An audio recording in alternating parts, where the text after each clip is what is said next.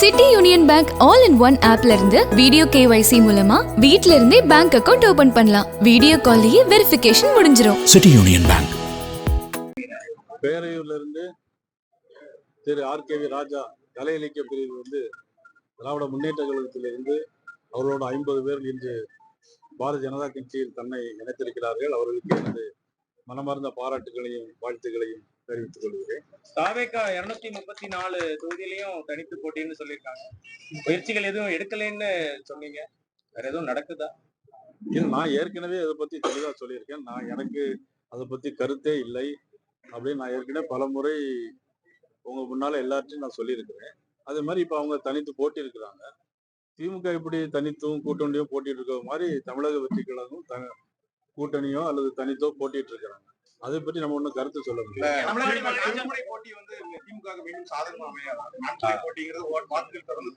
ஏன் அது எங்களுக்கு சாதகமா அமையாது? இல்ல திமுக ஒரு பலமான கூட்டணி என்பது இருக்குல்ல, பலமான கூட்டணின்னு மக்களால் பேசப்படக்கூடிய கூட்டணியா திமுக கூட்டணி இருக்கு. மக்களால் யாரும் பேசல. இல்ல குறிப்பா நீங்க தான் கேட்கல, மக்கள் யாருமே பேசல. பலமான கூட்டணி அப்படின்னாக்கி எவ்வளவு பெரிய கூட்டணி இருந்தாலும் எவ்வளவு பெரிய பணபலம் இருந்தாலும் நீங்க பாத்தீங்கன்னா இந்தியாவை டாட்டாவும் பிர்லாவும் தான் ஆளணும். பணம் இருக்கிறவன்னாக்கி பணம் இன்னைக்கு திமுகவில் இருக்கு, நான் இல்லைன்னு சொல்லல. 50,000 60,000 கோடி ரூபாய் திராவிட முன்னேற்ற கழகத்துல வச்சிருக்காங்கன்னு சொல்றாங்க, நான் இல்லைன்னு சொல்லல. எல்லா இடங்களையும் பணத்தை கொண்டு வச்சிருக்காங்கன்னு சொல்லல. ஆனா மக்களுடைய மனம் எப்படி இருக்குன்னு பாக்கணும் இல்லையா? மக்கள் இன்னைக்கு அவதிப்படுறாங்க. 5 வருஷத்துக்கு முன்னால 532 தேர்தல் வாக்குறுதி சொன்னாங்க. சொத்து வரி கூட்ட மாட்டோம்னு சொன்னாங்க. 300 மடங்கு கூட்டியிருக்காங்க. மின் கட்டணத்தை கூட்டவே மாட்டோம் அப்படின்னு சொன்னாங்க. 300 மடங்கு கூட்டியிருக்காங்க. மின் கட்டணத்தை 2 மாதத்திற்கு ஒரு முறை இருப்பதை 1 மாதத்திற்கு ஒரு முறை நாங்கள் கணக்கெடுப்பு செய்வோம்னு சொன்னாங்க, செய்யல. உங்கள் ஊரில் முதல்வர் அப்படின்னு சொன்னாங்க, நானும் நிறைய எழுதி கொடுத்தேன், ஆனா அது செய்யல. இன்னைக்கு மத்திய அரசு இன்னைக்கு சாலைகள், போக்குவரத்து, பாலங்கள் 14 லட்சம் கோடி ரூபாய் இன்னைக்கு தமிழ்நாட்டுக்கு தந்திருக்காங்க. எதுவுமே தரலன்னு சொல்றாங்க. இன்னைக்கு ரேஷன் கடையில பார்த்தா எல்லா பொருட்களையும் மத்திய அரசு ஃப்ரீயா கொடுக்கும். மாநில அரசு அதை மத்திய அரசு கொடுக்கறதா மாநில அரசு தாங்கள் வாங்கிட்டு ஸ்டிக்கர் ஒட்டி ஏதோ அவங்க கொடுக்க போல இன்னைக்கு கொடுக்குறாங்க. பொங்கலுக்கு போன வருஷம் ரூபா கொடுக்கல, இந்த வருஷம் கொடுத்தாங்க. ஏன் கொடுத்தாங்கன்னு கிராமத்து மக்கள்கிட்ட கேட்டா அது தேர்தல் வருதில்ல அப்படின்னு மக்களே இன்னைக்கு கிராமத்து மக்களே சொல்றாங்க. சாதாரண கிராமத்து மக்களே இன்னைக்கு சொல்றாங்க பணம் கொடுக்குறாங்க. போன வருஷம் கோடைக்கால விடுமுறை வரலையா, இந்த வருஷம் மட்டும் கோடைக்கால விடுமுறை வந்துச்சா அப்படின்னு கிராமத்து மக்கள் கேள்வி கேட்காங்க.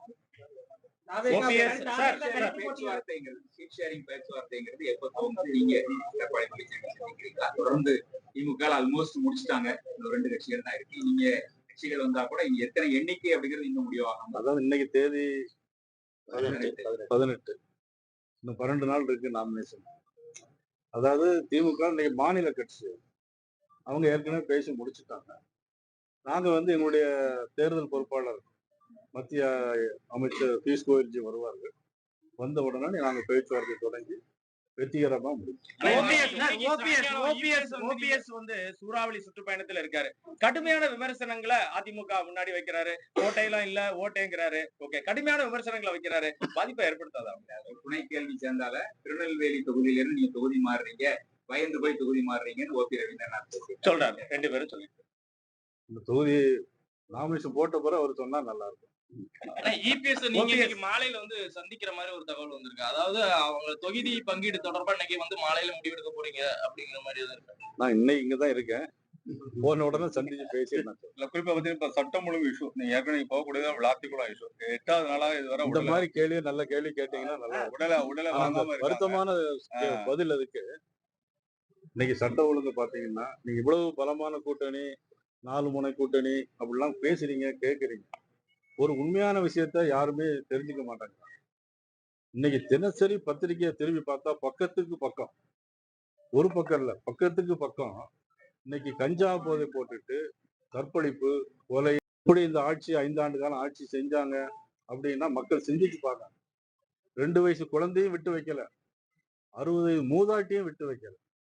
இதுக்கெல்லாம் காரணம் கஞ்சா. கிட்டத்தட்ட 8,900 படுகொலைகள் நடந்திருக்கு.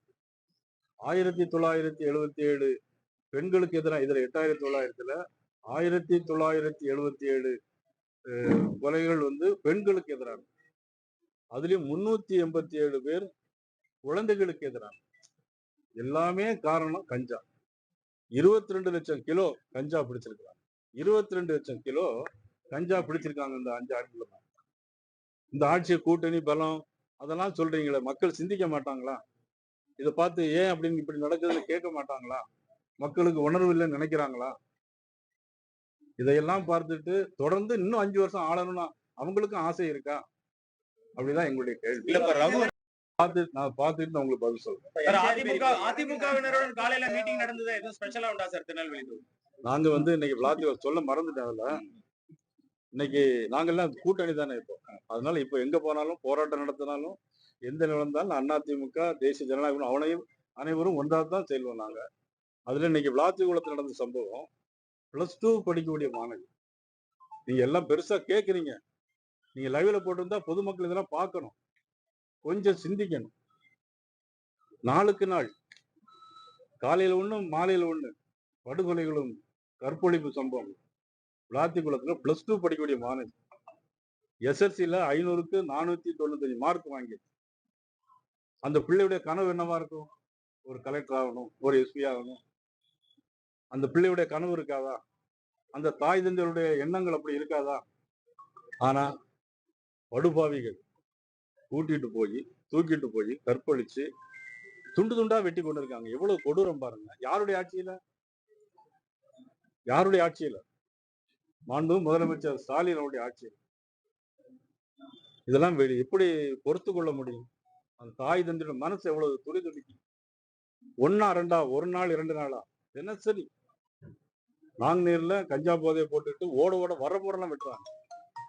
இது நாங்குநேர்ல ஏதோ ஒண்ணு நடக்குன்னு பார்த்தா மறுநாள் சிவகங்கையில அதே மாதிரி நடக்கும். சிவகங்கையில ஒரு லாக்அப் டெத் மரணம் நடந்துச்சு. குய்யோ முய்யோன்னு கத்துனாங்க. தமிழ்நாடு முழுவதும் ஆர்ப்பாட்டம் வச்சாங்க. இப்ப 36 லாக்அப் டெத் மரணம். போலீஸ் ஸ்டேஷனுக்கு தன்னுடைய அண்ணனை போய் பார்க்க போன ஒரு பெண்ணை அங்க உடைய காவல்துறை அதிகாரி அந்த பெண்ணையே மானபங்கப்படுத்தி கேள்வி கேட்கிறார்.